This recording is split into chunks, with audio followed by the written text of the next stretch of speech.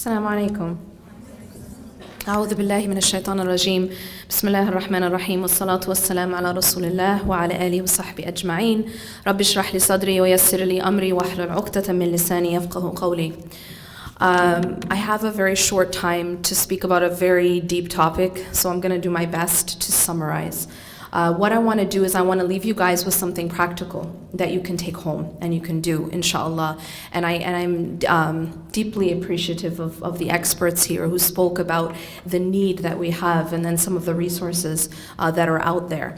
What I want to talk about is just some things that we can do, some things that can help us, as the other sisters who came before me said, to manage our stress and increase our own well-being, inshallah. The first thing I want to talk about is that when you talk about the soul and when you talk about the heart and the soul have needs. They have essential needs, just like the body has needs. And one of the essential needs of the heart and of the soul is to have oxygen, to have food and water. Just like the body needs food and water, just like the body needs oxygen, the heart and the soul need its oxygen to stay alive. And the oxygen of the heart and the soul is the remembrance of Allah subhanahu wa ta'ala. That what that does, it's literally food for the soul. You've heard this expression, but it's literally feeds the soul. And so one of the things that sometimes we do that starves us spiritually is that we deprive our hearts and souls of oxygen. Simple as that. And what are some of the ways we do that? We do that, number one, the most extreme way in which we deprive our hearts and souls of spiritual oxygen is when we're not praying. When we don't pray, or we don't pray as we're told to pray 5 times a day, it's like depriving the heart of its oxygen, of the spiritual oxygen that it needs to just be okay and stay alive. This is just to stay alive. Just as the body, it requires oxygen, right? Just to stay alive. And then beyond that, it has other needs. But the most essential need of the body is oxygen. And it's the same thing with the heart. That the remembrance of Allah subhanahu wa ta'ala, first and foremost our salah, is what is keeping our heart spiritually oxygenated. And then in addition to that, and those of you who have heard me probably in any recent talk, I've given this prescription because I truly believe in this prescription to keep the heart spiritually alive. And that is, number one, the salah. And that, taking that as just like breathing. The second thing I recommend is downloading an app called My Dua. Now, My Dua, MYDUAA at the end, is just simply an app. You spend 99 cents, as someone quoted me, best 99 cents you'll spend, best investment. What it does is now on your phone, it's a collection of the supplications from the Quran and from the Sunnah that the Prophet ﷺ would say. Now, I want you guys to understand, you may have grown up hearing about these supplications. Oh, I know dhikr. Dhikr is saying, Subhanallah, Alhamdulillah, Allahu Akbar. That's all true. But I think what has happened is that because we sort of grew up with this, maybe we've taken the power of these things for granted. I know I did. And what you'll realize is that these things are gold. These things are like vitamins and minerals for the heart and soul. It's like water and food for the heart and soul. It's like oxygen. And so when you have this app, what you can do with this app, and this is kind of like the bare minimum daily routine that I recommend, and I do myself, and if I didn't do it, I couldn't really survive my life, and that's no exaggeration. And that is that the morning supplications. So in the morning, after you pray, you open up your app, and there's morning supplications. You click on it. It's going to give you a list of about 25. So that might be overwhelming for people. It takes a while maybe. But what you can do with this app is you can star certain ones, and that becomes your personal collection. Even if you spend a few minutes every day, I promise you, it will have a profound effect on you. And it is, again, keep in mind this principle. Yeah? Allah subhanahu wa ta'ala loves the actions that are consistent, even if they're small. So if you just take a small amount, make that your collection, but you do it consistently in the morning and then again in the evening, and this is before Maghrib prayer. And you read those again, the evening supplications. Lastly, before you sleep, there are supplications for that. These 3, and this is any scholar of the heart, any spiritual doctor in the world will tell you that these are the main ones that you need to do to be spiritually healthy. All right?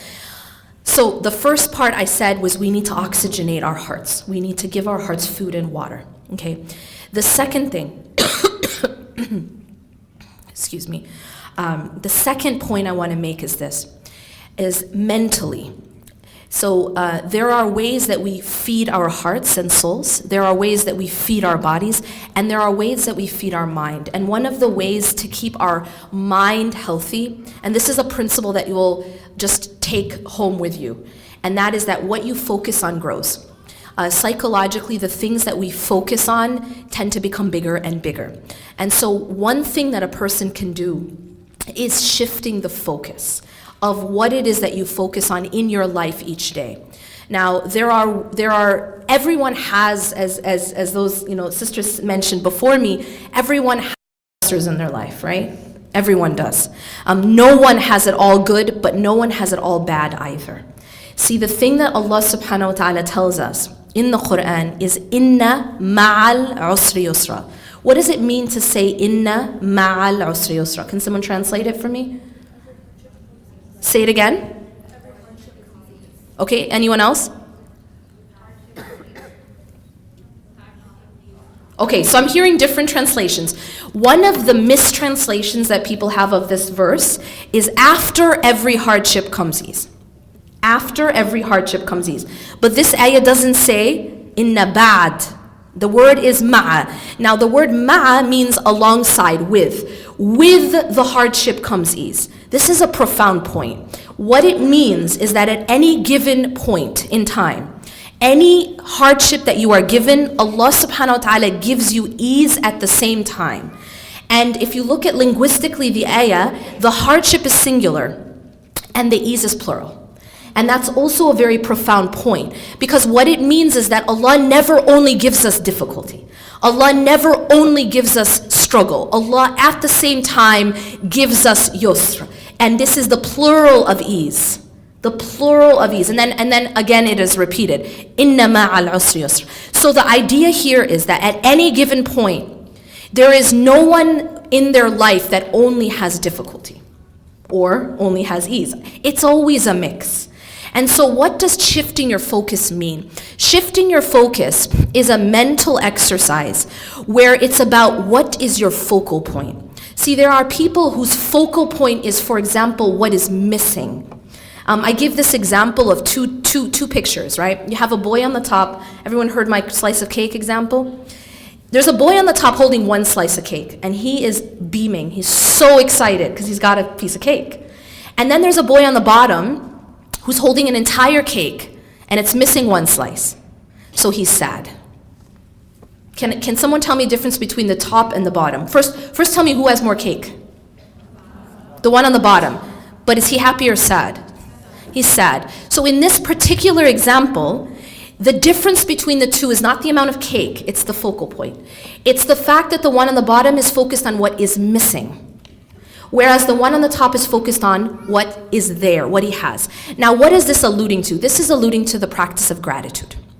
And the reason I'm mentioning this is because it has been shown, not just in the Quran, where Allah subhanahu wa ta'ala says, وَإِذْ تَأَذَّنَ رَبُّكُمْ لَإِنْ شَكَرْتُمْ لَأَزِيدَنَّكُمْ. Allah says that your Lord is telling you this, that if you are grateful, I will increase you. But interestingly enough, in psychological research, they are finding the power of gratitude. That gratitude, the practice of gratitude daily, has been shown to alleviate physical as well as psychological symptoms. And so this is something that we already have in our deen, that the practice of just writing down 5 things every day that you're grateful for. What it does is it's shifting, it's part of that shift of focus. The situation might be the same, but the focus is different. And what you focus on grows. And so the practice of gratitude. The other thing I want to mention when it comes to focus is how we cope and deal with our past. Now, the past is something that can be very painful. Many of us may have trauma even in our past. And the thing about dealing with and healing from a difficult or painful past is a few things. And I'm going to just summarize this because I have just a few minutes. There are 2 extremes in dealing with difficult or painful pasts. On the one hand, you have the people who tell you to put a Band-Aid on it. Just suck it up, get over it. Yeah, get over it. Could be worse. These kinds of terrible things that people say that are not helpful, right? And sometimes even cultures kind of push this type of put your happy face on type of attitude, right? Numb it. Just appear happy and everything will be okay. And this is a little bit like getting a gunshot wound and putting a Band-Aid on it. Are you going to heal that way? Yes or no, guys? No. Putting a Band-Aid on a gunshot wound isn't going to make it heal, right? And you can't say time heals all wounds if you didn't address the wound. Does that make sense? And so there's that side of the extreme where wounds are not being addressed, and they cannot heal if they're not addressed. So part of healing is addressing the wound itself. And now how do you address it? Well, it depends on the situation. Sometimes it involves getting professional help. Sometimes it involves whatever, it depends on the situation. But it has to be addressed. It cannot be ignored and you expect that it's going to go away, because again, a Band-Aid on a gunshot wound, it doesn't make it go. In fact, time is in fact it's going to become infected. And then that infection could lead to an amputation. And so emotionally, it's the same thing with wounds. We have to address them, we have to heal them, we have to treat them, and then time can heal them. Does that make sense? But then there's another extreme, and that is what I call picking the scab. Yeah? And that's that when something is trying to heal, but what happens is sometimes we get stuck in it. We can also get stuck in our past. And that's another unhealthy pattern, where a person is not able to move forward because of this being stuck in the past. And again, that's part of addressing it, is so that one can address it and then can move on. There's this quote that kind of summarizes this, that the past is a place of reference, not a place of residence. It's a place of reference, not a place of residence. What does that mean? It means that our past is a lesson for us.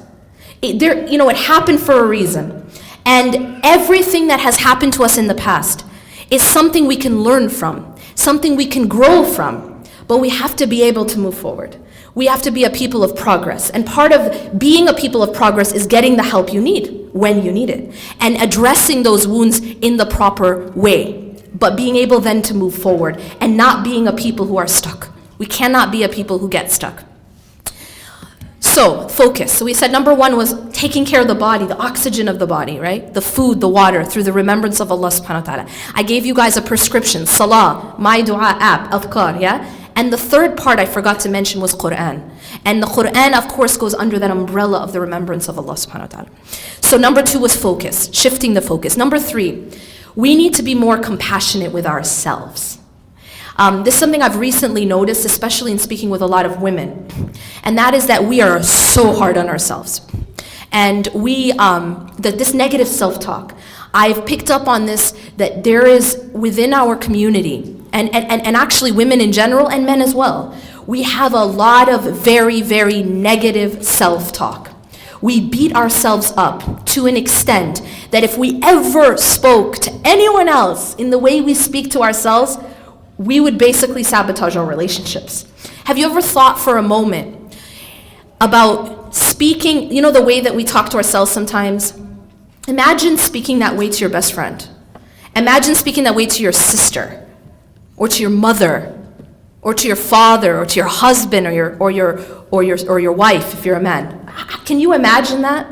What would happen to those relationships, right? If oh my God, you're such a failure, you can't get anything right, or whatever it is that we say to ourselves. And the point is, this is what we're doing with our own self-worth, our own self-esteem, our own relationships with ourselves. It's being sabotaged by some of this negative self-talk. So one of the things I really want to emphasize is compassion for oneself, self-compassion. We are too hard on ourselves. And when that negative self-talk comes, we have to counter it. We can't allow that. Just the same way that we can't allow ourselves to speak to a friend like that. We'd never do that. So don't speak to yourself with any, speak to yourself with the same mercy and compassion that you would want others to speak to you, and that you would speak to others. So this is very, very important.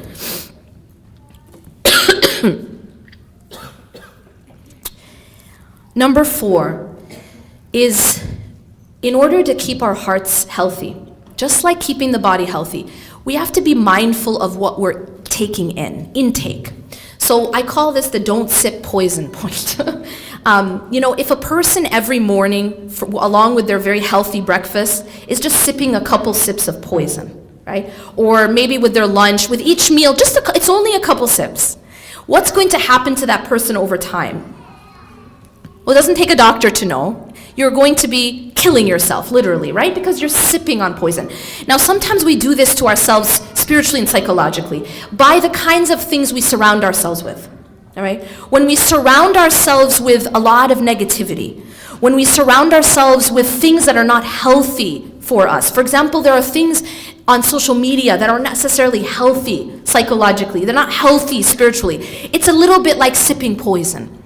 So keeping your environment healthy as much as you can, that's a huge part of being healthy internally. Just like you're not going to have poison in your fridge and then expect that you're going to be healthy, right? That's something you're taking in. So being mindful of what you look at, being mindful of what you're listening to, being mindful of the type of talk, not just self-talk, but what's coming out of your mouth. What kind of conversations are you having? Just be mindful of these things. This is all intake into your heart. And so be mindful that, your news feed on social media, whatever type of social media that is, think of that like your fridge, okay? You open up your fridge, that's what you're gonna eat that day. And it's the same thing with your news feed. That's what you're gonna eat that day, but you're gonna eat it spiritually and psychologically. Does that make sense? Because everything you read, everything you're exposed to, it's intake, and that all goes into the heart, and that affects you. So try to maybe make it more healthy, and that's something that you guys can do. And I always remind people there's this amazing thing on social media called unfollow, and it's no one's gotta know. That's the beauty of it, right? I'm serious, because and I've done this like for my husband and for my friends. It's like, just let me have your newsfeed, I'll fix it up for you. And I've just tried to help them make it more healthy. And you know what? They've appreciated that, because sometimes people don't know, like there's algorithms for these things. Like Facebook, for example. It's taken me like 8 years to get a healthy newsfeed. You know what I'm saying? I'm not saying, it doesn't actually take 8 years. Thank God, because now they have unfollow and they have all these other things. See first. Nowadays, they have like ways to really tailor your newsfeed to be stuff that's gonna be healthy. You know what I mean? Like put that organic food in the fridge. Stuff that's gonna be psychologically and spiritually healthy for you to eat, because that's what you're eating every single day. All right? And so just keep that in mind. And I'm just gonna make this point. I'm not up here to talk about haram and halal, okay? There's nothing necessarily haram about having every single thing you're following being a hijab tutorial and a makeup tutorial and a fashionista and all that kind of stuff. I'm not talking about haram and halal. I just want to remind you about what matters most. That's all. That's all. It's just a reminder that what you focus on grows. When the only thing you're exposed to is how people are looking and dressing and fashion, then what happens is your mindset shifts. And that becomes your focal point. It becomes the most important thing to you. And that's not necessarily healthy. Because then that shifts your focus to almost an obsession with the superficial. That's a problem. And I think that's my biggest concern when it comes to this social media craze that we have right now, is that just what's happened is it's pushed us to be so focused on the surface. So focused on how we appear, how we look, right? If you aren't perfect, put a filter on it. Yeah, there's a filter for everything. And so it's like, but what it's done is it's pushed us towards this obsession with appearances. And that's concerning. Of course, that then leads to other types of psychological issues, right? You have the issues of eating disorders, and you have the issues of body image, that you don't ever feel like you're good enough. But this is affected by what we're exposed to. And we have some sort of control over what we're exposed to on our phones, right? So just be mindful of what you're taking in. That's part of not sipping poison. Number 5, one of the most effective ways they found in psychological studies to increase someone's own happiness and their own well-being is to be in the service of others. This is something that studies have found. It's you know, in positive psychology, they're moving away from just looking at disorders, but looking at how can we improve our well-being? How can we improve the quality of our lives? And they call it flourishing. And one of the things they found that one of the most effective ways is service, social, that being involved in they call it pro-social behaviors. So things that help others. This is something that we can do. And not only are you going to help someone else, but ultimately you actually help yourself. One of the fastest ways to pick yourself up when you're down is to help another person who's down. You know, just so being in the service of others. Number 6, sometimes the pain that we feel is an indication that there's something we need to change in our life circumstances. All right? Sometimes the pain that we feel is an indication there's something we need to change in our life circumstances. So fever, for example. When you guys are sick and you feel a fever, the fever itself is telling you that there's a problem you need to address, right? There is an infection. And that fever is pushing you to go to the doctor to get medicine for the infection, right? The fever is a symptom of the actual issue. You guys understand what I'm saying? And so sometimes we feel pain because there's something in our lives that needs to change. For example, we are in an unhealthy relationship, perhaps an abusive relationship. And the pain that we're feeling is because we need to get out of that unhealthy relationship or that abusive relationship.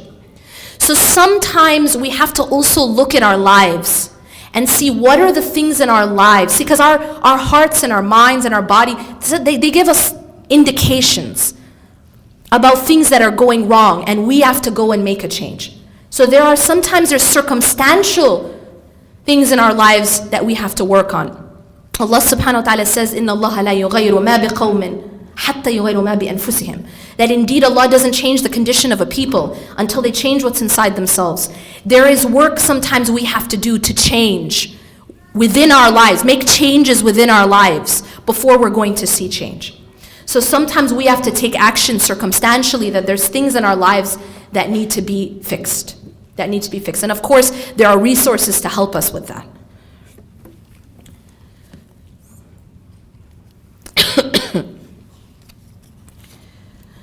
Number 7, let go of the myth of perfection. Especially us women, we are taught that we're supposed to be perfect. And this myth is actually crippling us. And I'm just going to come from, even from a spiritual perspective. When we believe that we're supposed to be perfect, what happens is that when we slip or we commit a sin, many people fall into despair. And the reason they fall into despair is because they had the myth of perfection. When in fact, Allah and His Messenger never taught us that we're supposed to be perfect. Human beings by definition are human in that they are not perfect. We are not perfect. And we will slip and we will commit sins. And we're told that the best of us are not those who don't commit sins, but those who repent and get back up when they slip. And so keeping in mind that you're not supposed to be perfect, but what Allah subhanahu wa ta'ala wants us to do is to not give up hope and to continue to go forward. And when we fall, because everyone falls sometimes, everyone slips sometimes. And when you do, having that, not falling into despair spiritually, but knowing that we're not meant to be perfect and getting back up. That those who repent are those who are most beloved to Allah subhanahu wa ta'ala. Finally, number 8. And this is a deep point. I don't have very much